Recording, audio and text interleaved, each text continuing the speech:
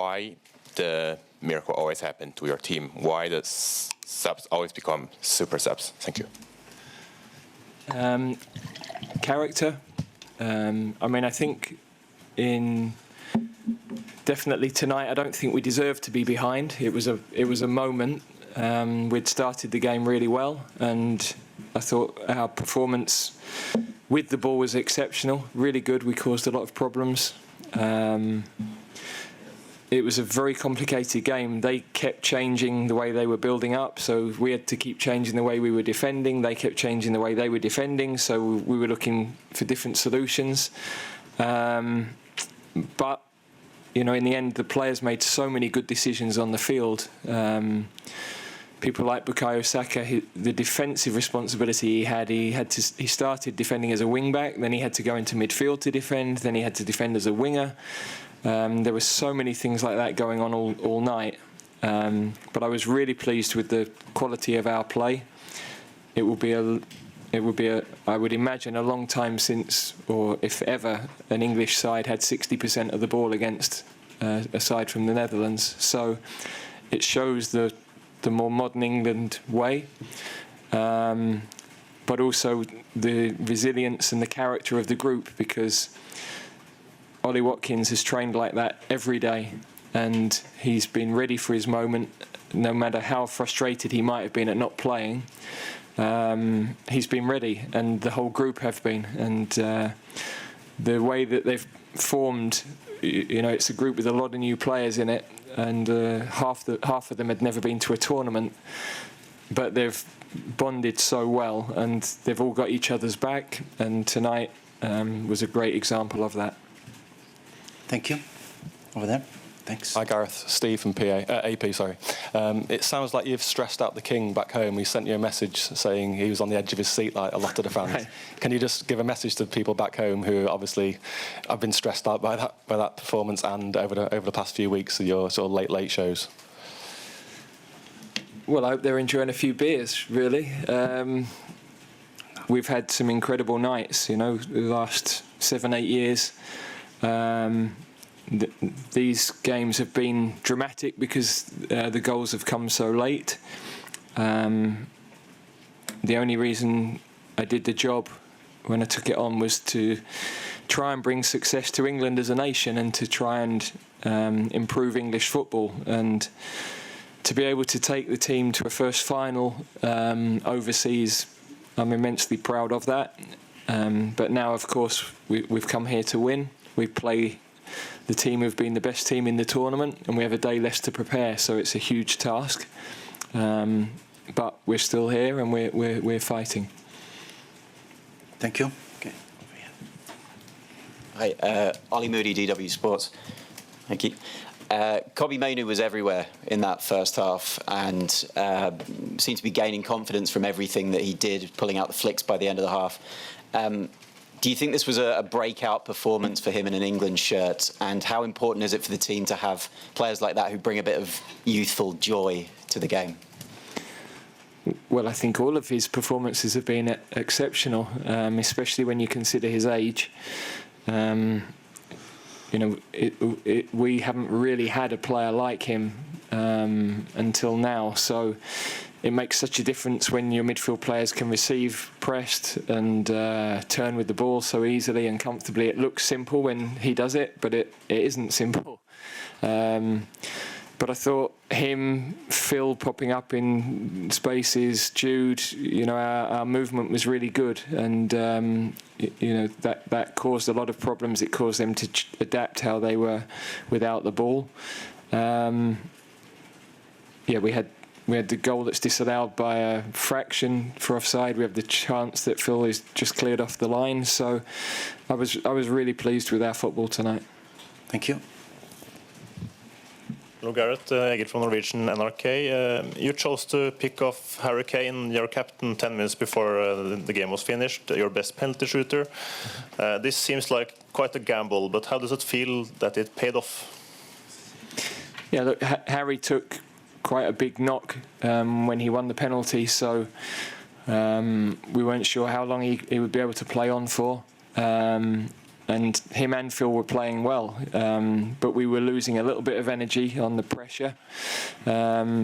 Certainly we weren't taking Phil off because of his performance, but we have got good players on the bench. That freshness we felt could help us, and we wanted to make that gamble in normal time rather than wait until extra time. Having been to extra time twice, we didn't really want to go through that again physically as a team. So for Ollie to produce that moment when he did was it saved us another half an hour at least. But very, very special for him. I'm delighted for him. Hi Gareth, congratulations, James Ollie from ESPN. Could you just talk a bit about the changes that the Netherlands made in the second half, the sort of tactical problem that posed for you, and what your thought process was in solving it? Well, from the start of the game, they were dropping Depay lower, Simmons on the other side to normal, so building a little bit more with a 4. So we didn't need the 5 at the back, and we pushed Bukayo into midfield to pick up Reinders. They then adapted again because they were having problems dealing with us, so they left the left flank a bit freer in the latter part of the second half. Played almost a 4-2-2-2, much narrower. Meant that they had the numbers in midfield to make it more difficult for us. With Kieran had a little bit of a problem. Hopefully he could be okay, but with them giving us the left flank, it was a good moment to bring Luke on. We weren't sure how long he could play, but to finish the game we felt would be important. So they then adapted again with Weghorst coming on. They had more numbers through, so they were a 3-box-3 really in the second half, which again Bukayo did a brilliant job covering inside. So we weren't able to be quite as incisive as we were in the first half, but we kept the ball really well and we made them run. And maybe in the end, that's the bit that's fatigued them, that's been critical in the goal that we scored. So yeah, there was a lot going on in the game, and we had to keep making decisions and getting messages on. But in the end, it's the players that make the decisions on the pitch, and they did it brilliantly. Michael Boykov for 90 Plus German media. England now have mainly played against defensively strong teams. Now they face Spain in the final, the strongest team in this tournament. Would you say that possession and offensive teams suit England better in terms of playing style? Well, we'll have to get the ball off them first. So it's not as simple as us having the ball and making them run. I mean, they press very, very well. So we're going to have to be exceptional with the ball, and we're going to have to be exceptional without it. But it's a final. You expect it to be that way. They've been the best team. We're starting to show a better version of ourselves. The extra day is a concern. In the last few tournaments, that's been a problem for finalists. So we've got to, do the very best we can to recover the players as well as we can. But we're not going to be on the training ground. That's simple. We'll be walking through things or delivering things in meetings, which was the same for this game. But we're in there, and with what we've shown to this point, we have as good a chance as they do. Hi Gareth, Simon Peach from PA, congratulations. You've touched on the personal criticism and the build-up, obviously the difficulties you had early on. Every knockout game there's talk of whether it's your last game. So with all that in mind, where does this rank in terms of achievements of your time in England, and how proud are you of everything? As I said earlier, I took the job to try and improve English football, and we're now in a second final. The last one was the first in 50 years. We're now in the first that isn't played on our shores. I think we've got a team that will be together for quite a while, so it's not as though this is a team that's at the end of a cycle. We're giving people some amazing nights. I think we've given our supporters, some of the best nights over the last 50 years. So I'm hugely proud of that. I'm delighted if everybody at home is feeling the way we are, and the way the supporters in the stadium were feeling. But from our point of view, we're not finished. We've got, the greatest possible test to prepare for, and we came here to try and win the tournament, and that's still our aim. Thank you. Yeah.